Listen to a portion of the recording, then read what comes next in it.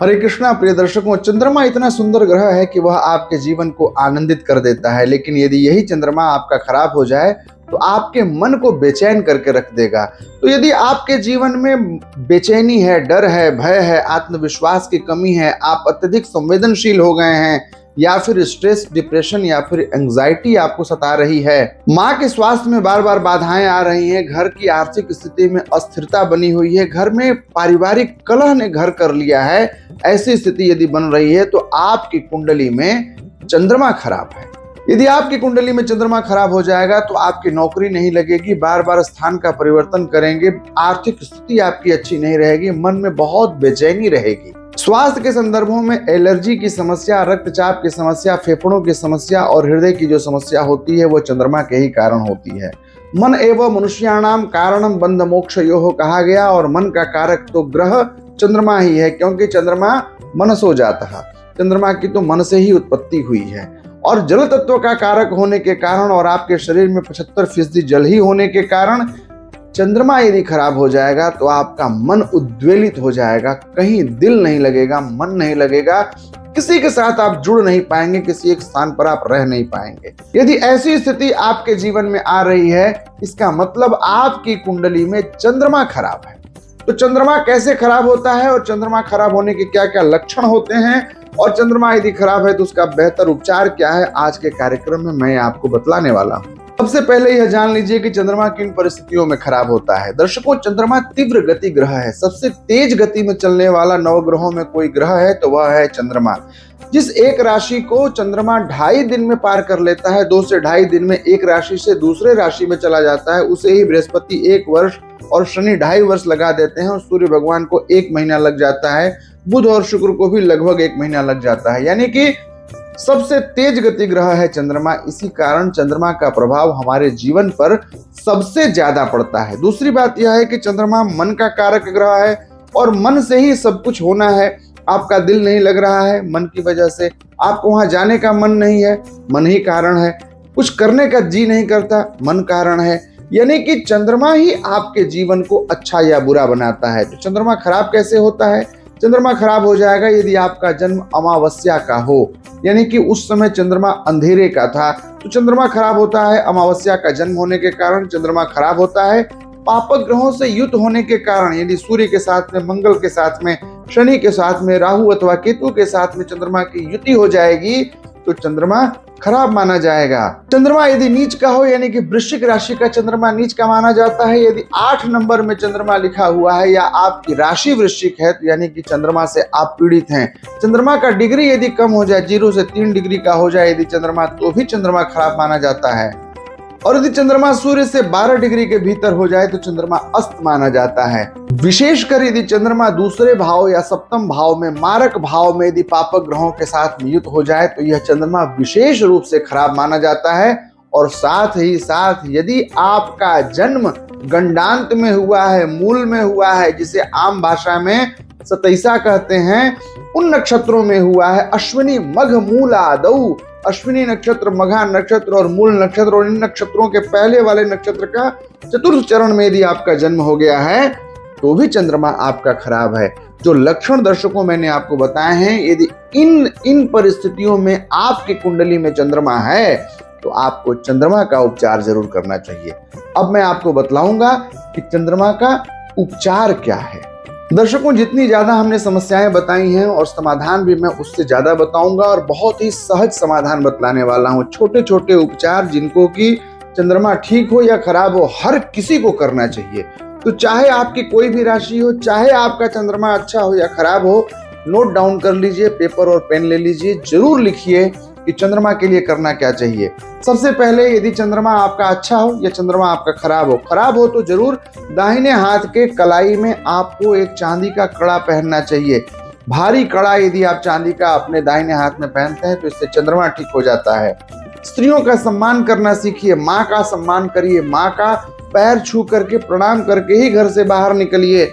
और माँ के लिए जरूर जब आप बाहर घर से आइए तो कुछ ले करके आइए, भले ही वह कोई फूल ही क्यों न हो, कोई पत्ता ही क्यों न हो, कोई मिठाई ही क्यों न हो, माँ को जरूर दीजिए। इससे आपका चंद्रमा ठीक हो जाएगा। चंद्रमा को ठीक करने के लिए आपको अपनी बेवजह की आदतों को दूर करना होगा। जो आपके नेगेटिव थॉट्स हैं उनसे आपको बचना होगा। जो आपकी बेकार की आदतें हैं, यूं ही बेवजह किसी के साथ में बैठ करके गल्प करते रहना, गप करना, बेवजह की बातों में समय ज्यादा करना, ज्यादा देर तक रात में जगना या फिर स्क्रीन देखते रहना, यह सब कुछ चंद्रमा को खराब करता है। इन आदतों से आपको बचना चाहिए। और जो सबसे बेहतर परिवर्तन आपको अपने घर में करना चाहिए चंद्रमा को ठीक करने के लिए, वह यह है, मैं कहता हूं कि हर किसी को अपने घर में एक नर्मदेश्वर शिवलिंग की स्थापना करनी चाहिए। भगवान भोलेनाथ का एक शिवलिंग अपने घर में स्थापित करिए। वह स्फटिक का भी हो, पारद का हो, या नर्मदा के शिवलिंग हो, नर्मदा नदी में पाए जाने वाले पत्थर के शिवलिंग हो, नर्मदेश्वर हो, उनको आप अपने घर में स्थापित करिए। और जल की धारा शिव को बहुत ही प्रिय है, जलधारा शिव प्रिय, जल की धारा चढ़ाइए। आपके अंदर का जल और प्रकृति का जल जब मिलता है, जल तत्व जब शिव पर चढ़ता है, ओम नमः शिवाय इस मंत्र का उच्चारण करते हुए अथवा महामृत्युंजय मंत्र को बोलते हुए या लघु मृत्युंजय ओम ह्रौम जूम सह को बोलते हुए यदि आप शिवलिंग पर नियमित जल चढ़ाते हैं तो आपका चंद्रमा ठीक हो जाता है। सीहोर वाले प्रदीप मिश्रा जी कहते हैं, एक लोटा जल सारी समस्याओं का हल। भगवान भोलेनाथ पर नियमित आप जल अर्पित करिए, चंद्रमा आपका ठीक हो जाएगा।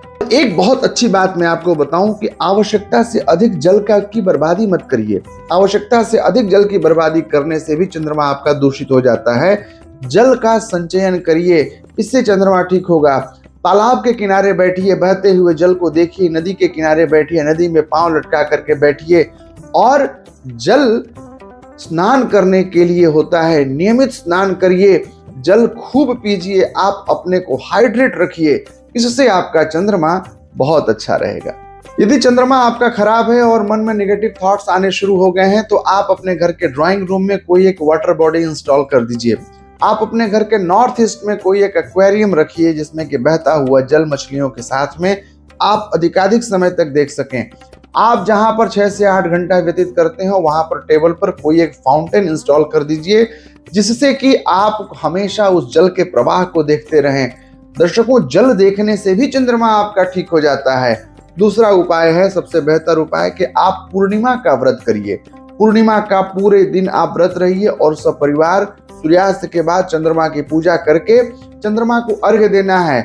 एक जल का पात्र ले लीजिए, एक परात लीजिए, उसमें जल भर लीजिए, चंद्रमा की परछाई दिखेगी, उस परछाई के ऊपर आपको दूध का अर्घ्य चढ़ा करके आपको चंद्रमा की पूजा करनी है। मंत्र है, दधि शंख तुषाराभम क्षीरोदारणव संभवम नमामि शशिनम सोमम शंभोर मुकुट भूषणम। यह मंत्र बोल करके भगवान चंद्रमा को अर्घ्य अर्पित करिए। इससे आपका मन संतुलित हो जाएगा और जब मन संतुलित हो जाएगा तो घर अच्छा रहेगा, सुकून से आप जी पाएंगे, घर और घरवाली का सुख आपको प्राप्त हो पाएगा। जब मैं घरवाली कहूं तो स्त्रियां घरवाला समझ लेंगी।